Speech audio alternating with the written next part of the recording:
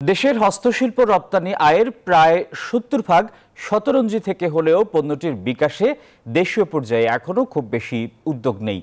বর্তমানে ৫০টিরও বেশি দেশে রপ্তানি হচ্ছে শতরঞ্জি।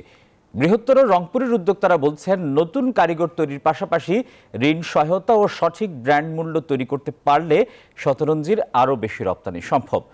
রংপুর থেকে ঘুরে এসে বিস্তারিত জানাচ্ছেন মুরসালিন হক জুনায়েদ। আধুনিক মেশিনারিজ বা লোহালক্করের যন্ত্র নেই, আছে দেশীয় উপাদানের বাঁশ, কাঠ আর দড়ির মিশেলে তৈরি চিরুনির মতো দেখতে পাঞ্জা নামক স্থানীয় এক বিশেষ যন্ত্র। আর আছে শিল্পীর নিপুণ হাতের ছোঁয়া, যার মাধ্যমে তৈরি হচ্ছে রংপুর অঞ্চলের ঐতিহ্যবাহী কারুপণ্য শতরঞ্জি। রপ্তানি উন্নয়ন ব্যুরোর তথ্য বলছে, ২০২২-২৩ অর্থ বছরে হস্তশিল্প থেকে $2,97,00,০০০ রপ্তানি আয় হয়, যার ৭০%ই শতরঞ্জি থেকে। শতরঞ্জিতে জিএসপি সুবিধা থাকায় বিশ্বের অর্ধশতাধিক দেশে পণ্যটি রপ্তানি হচ্ছে। রপ্তানি পণ্যের ৬০% যাচ্ছে ইউরোপ আমেরিকায়, আর ১০% রাশিয়ায় এবং চীনে যাচ্ছে ২০%।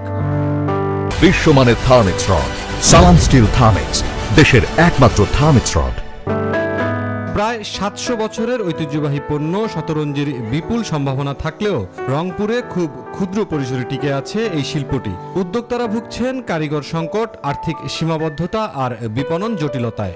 ৩০ কোটি টাকার প্রজেক্টটা বিসিকের মাধ্যমে, যেটা মাননীয় প্রধানমন্ত্রীর তহবিল থেকে আগায় নেই। আমাদের প্রবলেম হলো মার্কেটিং করা। তখন বিসিকের কোনো পরিচয় নাই, সরকার যদি টাকা দেয় তখন ওরা খরচ করে।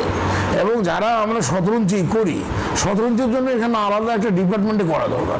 স্বাধীনতা পরবর্তী সময়ে মাত্র ২ দফায় সরকারিভাবে বাংলাদেশ ক্ষুদ্র ও কুটির শিল্প কর্পোরেশন বিসিক রংপুরের নিজবেতগঞ্জ গ্রামে শতরঞ্জি তৈরির প্রকল্প নেয়, কিন্তু প্রত্যাশিত বাজার তৈরি করতে না পারায় সফল হতে পারেনি প্রকল্পগুলো।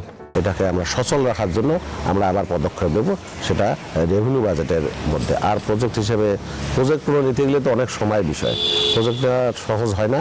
২০২১ সালের ১৭ জুন রংপুরের শতরঞ্জিকে বাংলাদেশের ভৌগোলিক নির্দেশক বা জিআই পণ্য হিসেবে স্বীকৃতি দেয় বিশ্ব বাণিজ্য সংস্থা।